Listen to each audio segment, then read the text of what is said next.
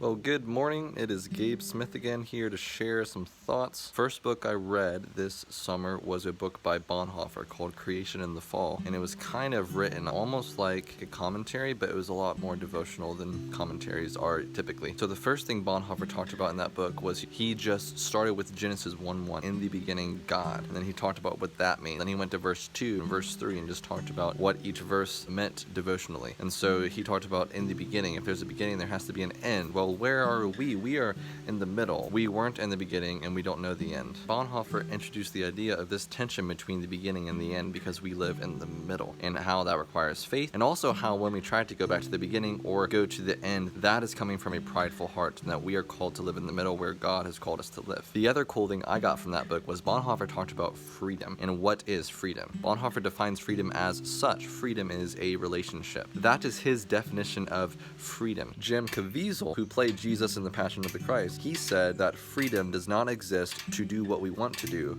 but to do what we ought. Ravi Zacharias says that the supreme ethic is that of love, and that we cannot love if we detach it from the freedom of the will. We have to be free in order to love. And I would argue that ultimate freedom is to love, to be able to have the choice to love. That's why God gives us our freedom of the will. In the garden, God did not make Adam and Eve choose one way or the other. He gave them that choice. He gave them that freedom to follow or to reject, to obey or to disobey, to love or to hate. Bonhoeffer also goes on to say that freedom is not freedom from something, but it is freedom for something. If you are freed from something but not freed for something, then as a result you really aren't free, and you have to be freed for that relationship, not just freed from your bondage, from your sin, from all this bad stuff. You have to be freed for Jesus, for that relationship. And that reminded me of people coming out of prison who have been in prison for years and years and years, and because once they're free, they really aren't free. Yes, they were freed from their bars, from their sentence, but they weren't really freed for society. Society didn't want them. And so some convicts would say that they were more prisoners outside of bars than behind bars. And so what does this mean for us? Well, I think it means that to live in freedom, we have to live in that relationship. And also it shows us how to talk about freedom to others. How in the world do you talk about freedom to someone who has been trafficked their whole life, or someone who has been in slavery the whole life, or someone who is abused? Well, freedom isn't just freedom from that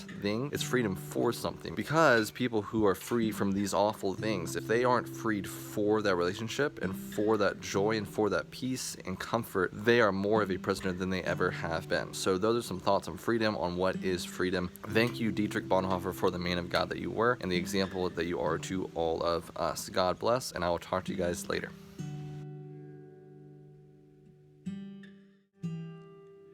Show me your grace and show me your face. Show me something I haven't seen. Jesus, come, fill this place. Show us something we haven't seen.